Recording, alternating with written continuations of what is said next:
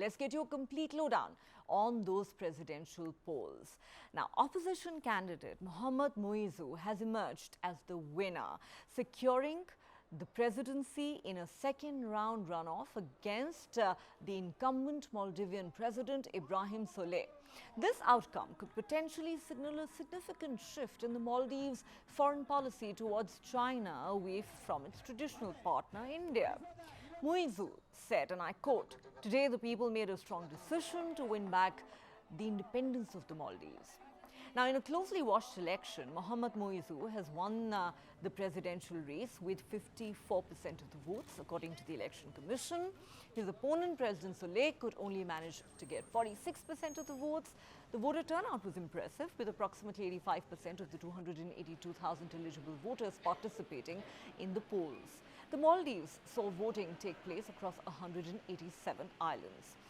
During his time in power, President Solih championed an India-first policy, fostering strong ties with India. However, the coalition supporting Muizzu has a history of supporting Chinese loans and investment projects.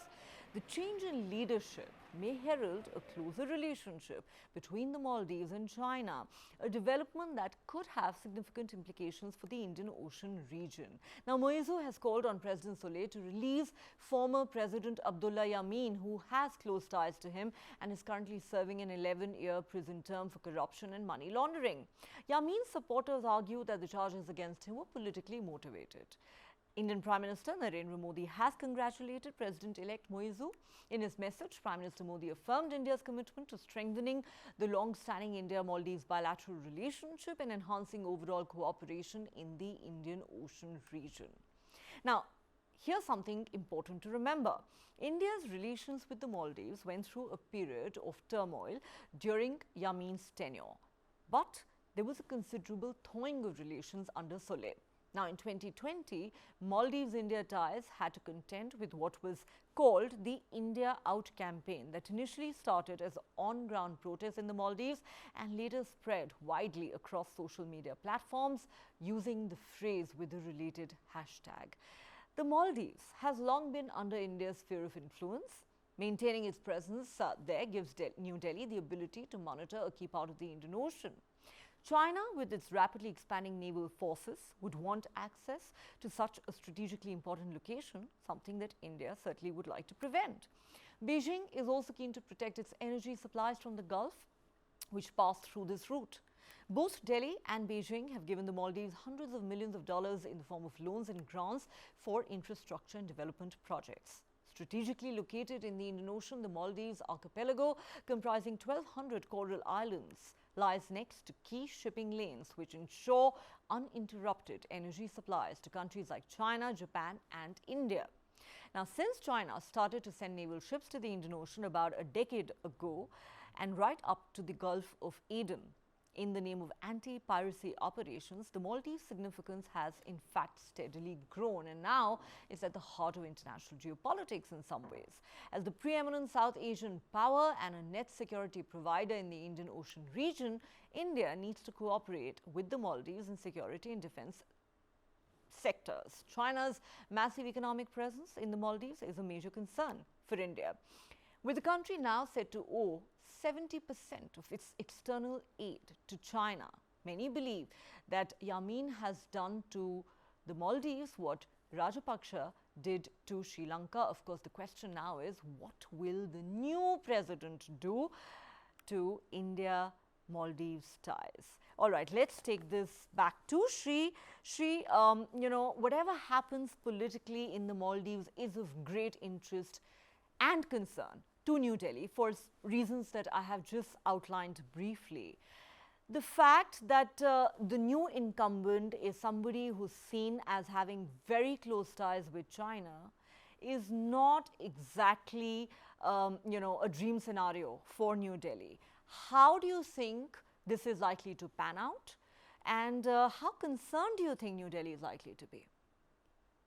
So, Neha, it's important to remember there are two issues on which Muizzu fought the election this time around.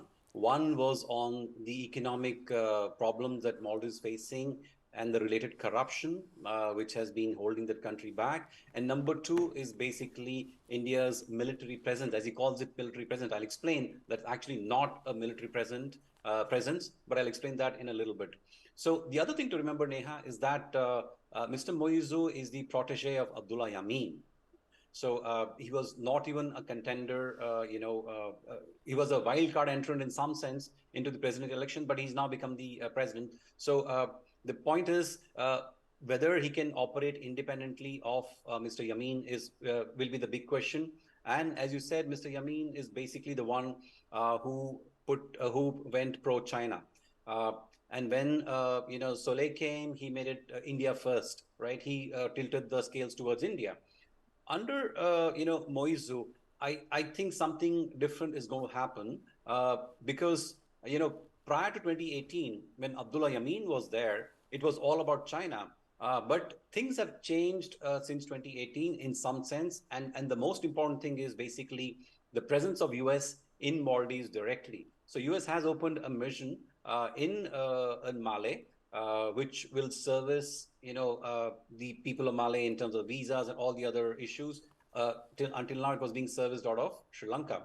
So what happens now is basically what Muizzu will want to do is basically strike a balance between India and China, and he will do so in terms of saying that, okay, I'm going to go and get the best from both these countries rather than aligning with one, either becoming pro-China or becoming pro-India. I'm going to maintain cordial relations with both and try to get the best bargain from both these countries. So he will probably want to play this off. And don't forget, there's also now the US, which is there physically in Malé, watching over this much more closely. So US will not want Maldives to move too close to China. So that is going to be a factor which was not there, Neha, before 2018.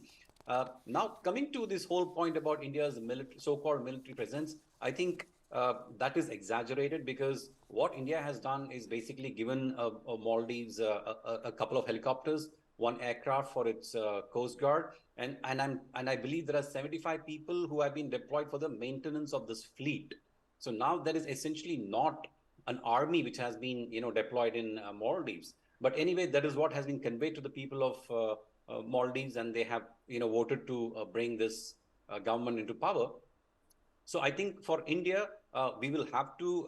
Prime Minister Modi has congratulated the new winner in the elections, Mr. Muizzu. So I think India will want to work very closely with Maldives, despite the change in government, because Maldives, as a natural ally of India for decades, India was the first country to recognize Maldives when it became independent.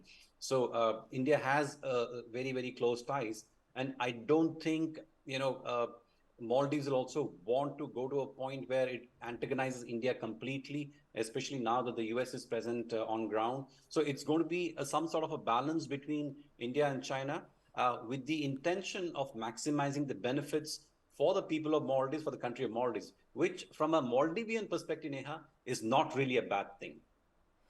From the Maldivian perspective, it is not really a bad thing. But, when you talk about how Muizzu is likely to strike more of a balance, you mentioned that he is Yameen's protege, and Yameen, in fact, inflicted a lot of damage on India-Maldives ties, with the India Out campaign being front and center.